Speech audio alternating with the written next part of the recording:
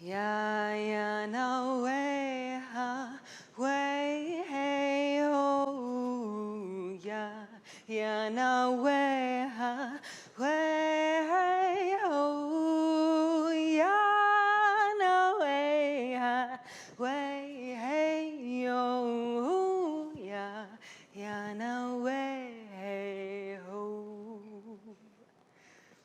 I am Shivak Isen. I am the embodiment of my ancestors and my descendants. I walk the trails of my homelands, Dena and Eshnena.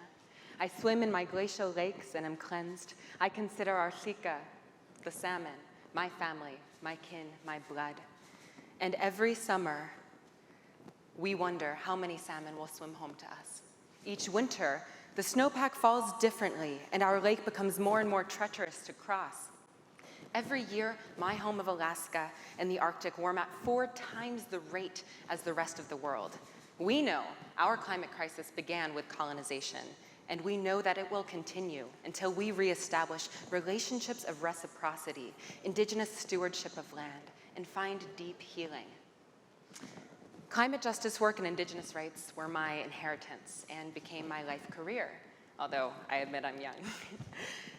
This work enveloped all of my time, all of my focus, all of my education. I worked in climate policy, climate education, protest work, but no climate advocacy can happen fast enough when our fish are dying in our streams of unprecedented heat waves, or when typhoons are battering our western villages, leaving devastation in their wake and disrupting our food systems, or when communities up and down the interior cannot fish for the 4th year in a row and therefore cannot pass on their culture. So as organizers, we work harder, we stay up later, we give all that we can give, knowing that the difference we make might be small, we might never see it come to fruition. But over my decade of work, the battleground became my own body. And in truth, I had suffered with chronic pain for many years, fighting desperately to hide it, while I was collapsing on Zoom calls and hiding in pain in the back of conference rooms. I was angry and resentful and ashamed that I would be slowed down, that I would be limited. And as this metastasized, I was brought to my own personal abyss. I thought I was supposed to be a martyr. I thought I was supposed to sacrifice myself for the lands that I love. But I realize now that my body was teaching me through the only language that I was willing to listen to, pain.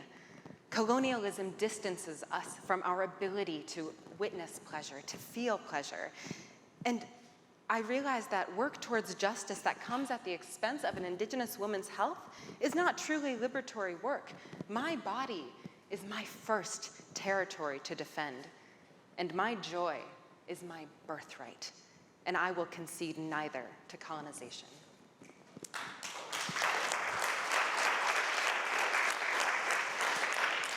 So I had to learn how to heal. I realized we must not only stop the bad that so many of us work tirelessly towards, but in order to create a new world that is irresistible, that is compelling, that invites us to embrace it, that is fundamentally good, we must first recognize pleasure within ourselves. We must know what it feels like. Well, indigenous peoples remember systems based on wellness. We remember this interconnectedness that humanizes us and validates our joy. And as we say in Alaska, we remember forward. In my language, Nuralnik, it is remembered within us. The work that I choose now is to preserve this good past a time of crisis. The Smokehouse Collective is an Alaska Indigenous food network focused on harvesting and processing and sharing salmon from resource-abundant regions of Alaska to communities and villages impacted by the climate crisis. It is culturally rooted mutual aid that preserves indigenous relationships to salmon as a climate solution by revitalizing our traditional kinship networks of trade to build food security across the Arctic. But what is truly revelatory of this work and what brings me deep joy is the opportunity for healing. When families can come to the water again, put their nets in, when they can teach their kids how to fillet a fish, when they can speak their languages. It is It is the smell of alder smoldering as it cures our fish. It is the sound of aunties telling stories long into the night under the midnight sun and laughing those big belly laughs. It is revelatory because it opens up a pathway to be human once more, and it creates a framework for what we want to build.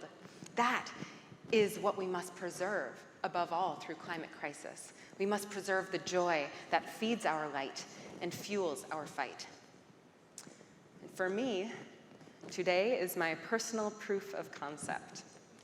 After a long healing journey, today is my very first day in a musical theater program at the American Academy of Dramatic Arts here in Manhattan. Because my voice is my medicine, and my medicine is my voice. And investing in myself, healing myself, will allow me to go home to Dena and Ethnena, reinvented, reimagined, and re-inspired. I will be lighter than when I left. And this will serve my community, this will serve my land, this will serve my climate. Now I have space to dream and imagine and wonder, how will the story of the climate crisis change once we invest in our storytellers? What new songs will we compose about these dark and transformative times?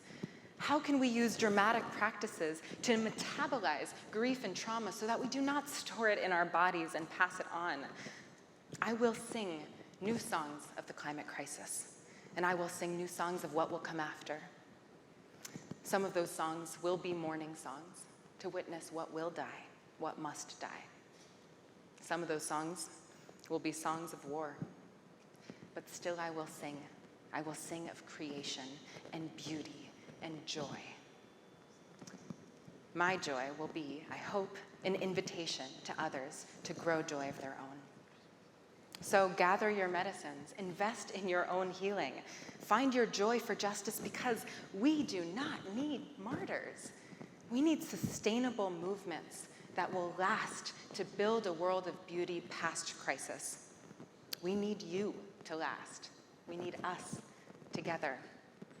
So let this be the end of one verse and the beginning of the rest of our chorus. I cannot wait to hear this song. Jeanette.